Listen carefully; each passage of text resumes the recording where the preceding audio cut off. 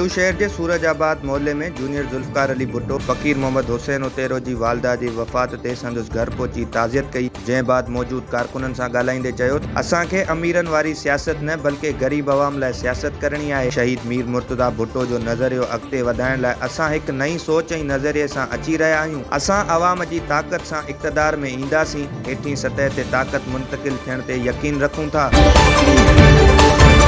शहदादपुर जाम branch में वेंझण दौरान उमरकोट वासी नौजवान बुधी फोत थी वियो। नौजवान जी सुञाणप 20 वरियनि जे असद अली राहिमू जे नाले सां थी। नौजवान जे लाश खे मक़ामी तोबनि जी मदद सां पाणी मां कढी अस्पताल मुंतकिल कयो वियो। इलाइक़े वासियुनि मूजिब नौजवान शहदादपुर जे हिकु ज़मींदार मक़बूल ज़रदारी वटि हारपो कंदो हो।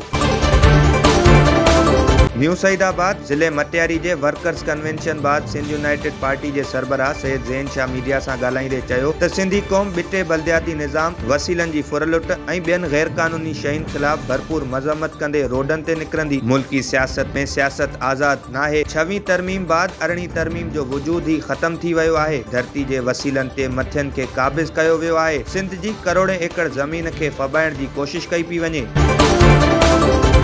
शहदादकोट ज़िले जे तालके कुबो सईद खान ऐं सिजावल जुणेजो में पाणी जी खोट लाइ MPA मीर नादिर खान मक्सी जी रिहाइशगाह ते गॾिजाणी कोठाई वई। गॾिजाणी में MNA Khurshid Ahmed Junejo, PP divisional general secretary Ejaz Biroi, ज़िले सदर समेत ॿियनि शिरकत कई। उन मौक़े ते आबादगारनि पाणी जी खोट ख़िलाफ़ चयो त सैफुल मक्सी ब्रांच ऐं SKT ब्रांच में पाणी जी सख़्त खोट आहे। बरसात जो बहानो करे आपाशी अमले पाणी जी बंदिश कई आहे, पर इलाइक़े में हिन महिल ताईं का बि वॾी बरसात नाहे पई। आबादगारनि वधीक चयो त दरिया में हिन वक़्तु 3 लख क्यूसेक पाणी हली रहियो आहे। उन बावजूद आबादगारनि खे पाणी नथो मिले, जंहिं सबबु फसल में लॻल ॿिज सुकी रहिया आहिनि। जंहिं ते MNA खुर्शीद अहमद जुणेजो चयो त ब्रांच जी खाटी खणाए जल्द पाणी आबादगारनि खे ॾिनो वेंदो।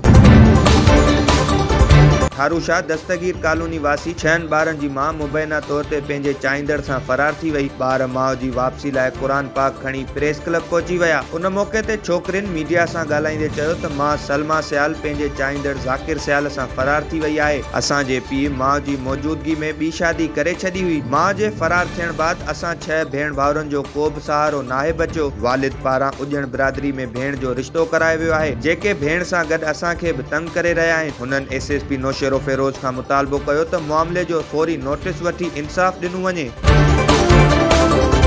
नौशेरो फिरोज जे ॻोठ उर्स सोलंगी में सोलंगी ऐं हकड़ा बिरादरी विच में मामूली ॻाल्हि तां जहिड़ो थी पियो। जहिड़े में हिकु धुर जो नौजवान मारिजी वियो, जॾहिं त 6 ॼणा ज़ख़्मी थी पिया। लाश ऐं ज़ख़्मियुनि खे तिबी इमदाद लाइ सिविल अस्पताल मुंतकिल कयो वियो, जिते ॿीहर ॿिन्ही धुरियुनि में छिकताण वधी वई। सिविल अस्पताल में जहिड़े सबबु मरीज़नि अंदरि ख़ौफ़ जी लहर पखेड़जी वई आहे। सिर लॻण सबबु इरफान हकड़ो सख़्तु ज़ख़्मी थी पियो। जमाल शाह भरसां ॻोठ अलाबख्श खासकेली में एम्बुलेंस ज़रिए वियम लाइ वींदड़ मस्मात इमामज़ादी रस्ते वेंदे ॿार खे एम्बुलेंस में जनम ॾिनो। रोड जी सहूलियत न हुजण करे ताज़े ॼावल ॿार रस्ते में दम ॾेई छॾियो। माउ खे गणती जोगी हालत में काज़ी अहमद अस्पताल मुंतकिल कयो वियो आहे। वारसनि मूजिब ख़राब रोड हुजण करे एम्बुलेंस आहिस्ते हली रही हुई, जंहिं करे ही हादसो पेश आयो आहे। हुननि चूंडियल नुमाइंदनि खां मुतालबो कयो त रोड जी मरम्मत जो कमु जल्द करायो वञे।